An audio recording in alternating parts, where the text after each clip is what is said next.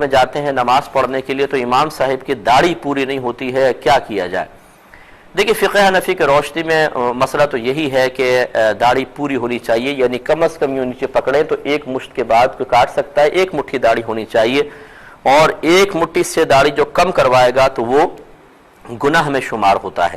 لہٰذا آپ کو کوئی اور مسجد تلاش کرنی چاہیے، کوئی قریبی مسجد ہو تو آپ وہاں پر جا کر جہاں کا امام پوری داڑھی والا ہے وہاں پہ نماز پڑھیں، اور اگر بالفرض ایسا کوئی بھی نہیں ہے آپ کے اطراف میں یا بہت دور ہے کہ آپ کو حرج محسوس ہوگا تو پھر اگر وہ امام صحیح ہے تو اس کے پیچھے آپ کا مسئلہ عقیدے کے لحاظ سے دیگر اعتبار سے صحیح ہے تو آپ ان کے پیچھے نماز پڑھ لیں، لیکن بعد میں کبھی آئندہ زندگی میں موقع ملے تو اس نماز کو دہرا لیجئے گا، یہ بہت بہتر ہے۔